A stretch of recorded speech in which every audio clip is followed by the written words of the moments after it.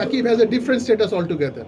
আমরা আশা করব সাকিবের বিষয়টা আমাদের রাজনৈতিক বিষয় বা আমাদের ক্রিকেট বোর্ড এই বিষয়টা লুক আফটার করবেন এবং সমাধান করবেন। আমাদের সামনে নতুন কমিটি আসবে ইলেকশনের পরে, তারা সেই বিষয়ে আলোচনা করবেন এবং তারা সেই জিনিসটার পদক্ষেপ নেবেন এবং সেখানেও অপশন থাকবে, কারণ প্রত্যেক জেলাতেই কোনো না কোনো ক্রিকেটাররা আছেন, তারা সেই বিষয়গুলো সেন্ট্রাল কমিটির সাথে কথা বলে সমাধান করে অগ্রসর হবেন। লাস্ট প্রিমিয়ার লিগ থেকে অনেকেই টাকা পান নাই ক্লাব থেকে, তো আপনারা কি ধরনের স্টেপ নেবেন নির্বাচনের আগে বা পরে? দেখুন, এটা তো ইলেক্টেড কমিটি যখন আসবে তখন তারা এটা নিয়ে আলোচনা করবে। আমরা যে জিনিসটা করার চেষ্টা করছি বা প্ল্যান দিচ্ছি সেটা হচ্ছে যে যাতে প্রসেস ডেভেলপ করা, অর্থাৎ কেউ যদি কোনো টিমে খেলে তার যাতে একটা প্রপার এগ্রিমেন্ট থাকে, কারণ অনেক প্লেয়ারই দেখবেন আপনি কোনো এগ্রিমেন্ট ছাড়া খেলে যাচ্ছেন।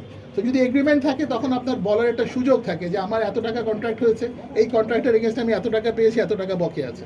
আর যদি মুখে মুখে হয় তাহলে কিন্তু বলার কোনো সুযোগ থাকে না। তো সেই বিষয়টা আমরা ফোকাস করতে চাই। ইলেকশনের আগে লাস্ট যে 3-4 মাস ধরে আপনারা যারা অ্যাডহক কমিটিতে ছিলেন, আপনারা এগুলো লুক আফটার করেছেন কিনা? দেখুন, এই জিনিসটা করার জন্য যখন আপনি এগ্রিমেন্ট চাইবেন তখন অনেক খেলোয়াড়ই এগ্রিমেন্ট দিতে পারবে না, নাম্বার ওয়ান। সেকেন্ড থিং হচ্ছে অনেক বিষয় আছে আপনি হঠাৎ করে কিন্তু সমুদ্রের মাঝখান থেকে উঠে দাঁড়াতে পারবেন না। 4 তারিখে অর্থাৎ 4 সেপ্টেম্বর আমরা ইলেকশনের জন্য প্রসিড করব এবং এটার জন্য আমরা ইলেকশন কমিশনও সেট করেছি। ইলেকশন কমিশনের আমরা চেয়ারম্যান হিসাবে পেয়েছি ইফতেখার ভাইকে, যিনি আমাদের বোর্ড ডাইরেক্টর আছেন, এবং তার সাথে নাসির ভাই, নাসু ভাই আমাদের আরেক ফর্মার প্লেয়ার, তিনিও থাকবেন, এবং আমাদের মেম্বারশিপ কমিটির জন্য হাবিবুল বাশির সুমন থাকবেন। সো 3 জনের একটা কমিটি আমরা করেছি, যেটা ইলেকশন কমিশন এবং আমাদের মেম্বারশিপ কমিটির যারা মেম্বার হবেন তাদের ক্রাইটেরিয়াগুলো রিচেক করা, ভেরিফাই করা, সেগুলো তারা ভেরিফাই করবেন। সো এটাই হচ্ছে আমাদের আজকের সিনপসিস। সো আপনাদের কোনো যদি প্রশ্ন থাকে you feel free to ask. এটার সাথে আরেকটা জিনিস যে আপনারা জানেন যে আমরা ফর দ্য ফার্স্ট টাইম এসবিএনসিতে আমরা একটা অ্যাড্রেস পেয়েছি ফর কোঅপ।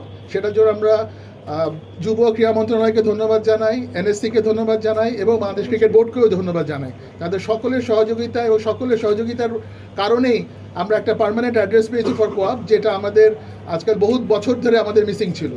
তো আমরা সেটারও যেখানে আমরা এখানে দাঁড়িয়ে আছি এরই পাশে এরিয়াটা হবে, সেখানে আমরা ইনশাআল্লাহ সামনে অদূর ভবিষ্যতে আমরা কোঅপের অফিস এবং কোঅপের রেজিস্ট্রেশন এখানে এই অ্যাড্রেসের আলোকেই সব কিছু সামনে হবে ইনশাআল্লাহ। আপনাদের কোনো প্রশ্ন থাকলে প্লিজ। জি, পোস্টে ভোট কনফ্লিক্ট অফ ইন্টারেস্টের কারণে আমরা কোনো ক্রিকেট বোর্ড ডাইরেক্টর এখানে ইলেকশন করতে পারবে না, হ্যাঁ, এবং এমপ্লয়ীদের কথাও আছে। সো দুটো এরিয়াতে আমরা কভার করেছি, কনফ্লিক্ট অফ ইন্টারেস্টের বিষয়টা ইনশাআল্লাহ কভার্ড হবে এবং আমরা আশা করি উত্তর এটার অবস্থা আরও বেটার হবে। আমাদের বোর্ড দিয়েছে আপনার যুব ক্রীড়া মন্ত্রণালয় থেকে। তো যুব ক্রীড়া মন্ত্রণালয় থেকে যদি কোনো কিছু দেয় তো সেটা সাধারণত চেঞ্জ আমরা আশা করি এমন কিছু হবে না। যদি হয় দেখুন, আমরা তো পজিটিভ থাকি, কারণ এটা তো খেলোয়াড়, দেখেন এই স্টেডিয়ামটা কাদের জন্য, এই স্টেডিয়ামটা কাদের জন্য, খেলোয়াড়দের জন্য। তো এটা খেলোয়াড়দের ওয়েলফেয়ার অ্যাসোসিয়েশন, তো খেলোয়াড়দের ওয়েলফেয়ার অ্যাসোসিয়েশনে আমার মনে হয় না ধরে কোনো সমস্যা হবে।